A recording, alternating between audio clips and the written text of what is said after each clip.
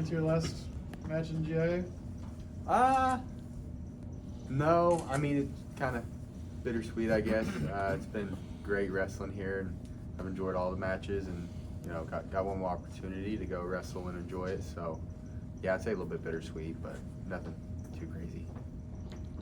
Is there anything surreal that it's gone by this fast, though? Yeah, very much so. I felt like, just yesterday was my freshman year here, and, now I'm about to wrestle my last match in Gallagher, and really grateful just to have been a part of this program and to get to compete in Gallagher. It's definitely not something that I've ever taken lightly. Definitely try to make the most out of every experience. two really tough duels for you guys as a team this past weekend? You go in and win. Can that mold this group, bond this group tighter that you went on the road and you got these two tough wins in the state of Iowa? Maybe a little bit. I think as a team, I don't think we wrestled the way we would like to or the way that we necessarily train. So I think if anything, it added a little extra fire, a little extra motivation for this last stretch of the season. How are you different than you were a year ago? Different than a year ago? Yeah, like just either off the mat or on the mat. How do you feel like you've grown up or changed? Or? Yeah, I'd say I'm approximately a year. No. This year I've definitely taken like my diet more seriously, getting good sleep. I've put a lot more emphasis on the little details that things took for granted, especially earlier on in my career. So I think just maturing in my training and doing more little things right. Was there a reason for that? Like, did somebody say something to you, or did the light bulb just go off one day? Like, hey, I've got one shot left. A little bit of both. Obviously, I don't want to leave any stone unturned with my collegiate career, but also the new staff. They talk about the little details that matter, and then giving examples and kind of guiding into what's the correct way to do the little things has kind of been where I'm. Do you feel different? Yeah, I do. I'd say my recovery is a lot better. Body feels a lot better. Utilizing my time off more efficiently, better. I can get more out of myself training too, doing that. So it's been great. You still got like 6 more weeks, maybe 2 months left to go, but do you know what's next for you when you're done here? Yeah, I plan on sticking around, training RTC, chasing world and Olympic gold medals. Wrestling, I feel like, is something that God has blessed me with. Talent-wise, I'm really not good at a lot, but I'm good at wrestling. So I'm going to try to use up every ounce and give every ounce that I can to the sport, and just keep rolling. Jersey just walked through here, and I know Braden and a couple other guys are going to be sort of the next generation of guys. Can you speak a little bit about what you expect from them to kind of take over your role in the next couple of years? Yeah, they're going to do great. Jersey, he's been kind of my main partner these last couple years, and so he's really been just a great teammate, great guy all around. Dual days, anything I need, he's really helped me out, and I'm looking forward to being in a position where with both of those guys, I can help them out and kind of be on the other side of it. But they're both training hard, doing all the right things, so they'll be ready to go. When you think about, obviously, like you said, you'll be sticking around, you'll still be wrestling. Yeah. What do you, not being a part of this team though, what do you think you'll miss the most? And is there something that you're like, I will kind of be glad to not have to do that anymore? I'd say just the camaraderie of being around, 30, 40 guys who are all great friends and all similar-minded with our RTC, though. I mean, it's been getting built up, so I'll have that camaraderie there, too, so that's exciting. As far as things I won't miss, I don't know. I kind of enjoy everything. That's I don't have any complaints. Were you always that way? Or are there some things that maybe when you were young, like a freshman, you were like, oh, I hate this, that you've grown to love? Yeah, I think just part of the sport was learning to love everything, even the stuff that people be like, man, that doesn't look like fun. But, through time, kind of growing to enjoy and appreciate all of it. So, yeah, I think it's just something that happened with maturing through my college career. Dustin, it really feels like yesterday. John was like 3 years ago. John was on your tail about not doing the little things right, and all that. Just to see yourself grow from then to now. What have you learned most about yourself through all the trials and errors? That's a really good question. I'll have to think on that one. Coach Smith specifically definitely made me a whole lot tougher. I'll say that. Just that I can put my body through a lot more than what my mind probably thinks I can go through, and then still be able to execute and compete. Injured, sick, tired, whatever, legs don't feel good. All those negative things I've had the opportunity to wrestle throughout my college career, and that it's pretty encouraging to know that I can go compete with the best guys in the sport even when I'm not 100%. So Do you remember what he would tell you whenever you showed signs of fatigue back then? You talked about him making you realize you had more in you than you might have thought. Do you remember what he would tell you? Oh, probably a swift kick in the butt, but no, it's just something. He always said you don't ever expect to feel 100% and feel great. You're gonna have to wrestle banged up. There's gonna be times you wrestle, a little bit compromised.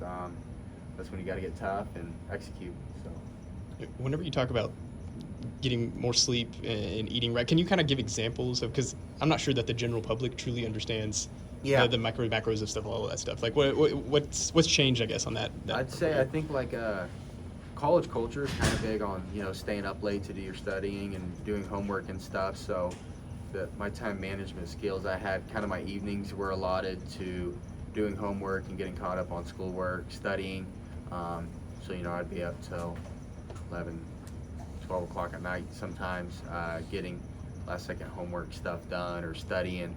For now, I got to be in bed. I'm normally in bed by 9. A lot of nights asleep by 9. So just kind of changing my time management, scheduling as far as getting schoolwork done and productivity. You talked about recovery being better. Aches and pains, have those been minimized as you've gotten better habits, you think? I mean, they're going to come anyway on a mat, but... Yeah. And like, people here taking an off day and think like just sitting up with feet up on the couch eating chips, that's not what it is. It's getting hot tub, cold tub, seeing our trainer Nick, rehabbing anything that I need to get rehabbed, and just being very proactive with how my body feels, kind of what I know areas where typically get sore, so kind of more work on the front end, mobility, stretching, just to try to stay in that competitive where I can show up every day and give 110%. Side question, we don't ever talk to Nick. He seems like he's a character. Nick? Yeah, it seems like, Yeah, he's a great guy. He's really passionate about wrestling, especially cowboy wrestling, and I don't think his background had a whole lot of wrestling, and so it's been really cool. My freshman year was his first year, to see his understanding and just love for the sport and the program. He definitely bleeds orange, and it's great what he does. What's your favorite part about wrestling in front of the home crowd? Like, is there a part either leading up to it or after or during? What's your favorite part? I really like the run out, just because in that moment I'm not thinking about my match or anything, and I kind of try to just take in the environment, soak it in, and enjoy every second. And then a lot of times before I wrestle, I look up to where my family sits and see my family and fiance and stuff, and it really makes me grateful for getting to wrestle in Gallagher, especially in my home state where my family, fiance can come watch. So. In your post-match interview on ESPN, you said some pretty positive things about David Taylor. Could you elaborate on that a little bit more and just kind of expand on what it's been like with him this last year?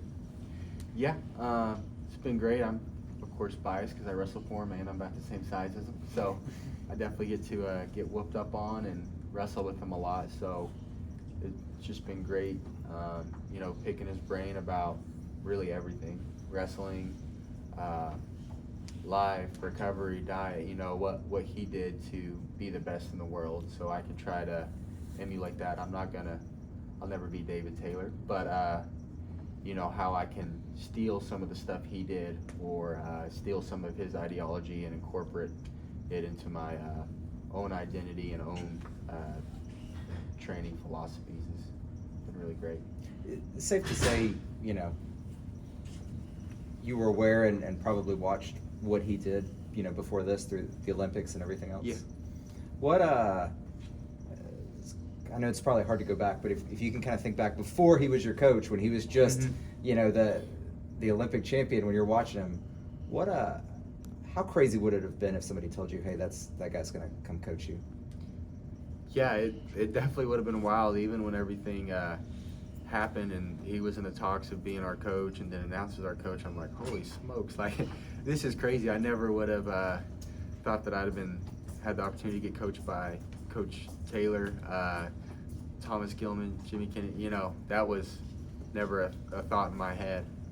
So it's been a really cool experience, especially being a lifelong OSU fan, actually really liking Gilman now. You know, when I first saw you as announced the staff, I was like, oh gosh, I can't stand this guy. And I started talking to him, and he's phenomenal. So it's really cool. The first time when, you know, when you're actually, you know, not just he's coaching you through, but when Yeah. you're like on the mat with David, and was it weird when he's like, hey, me and you, we're gonna work together today? Like, I don't know, was there any part of that was like, just because of how big a figure he was? Was there any part of you that was like, oh my gosh, I'm gonna wrestle against David Taylor today?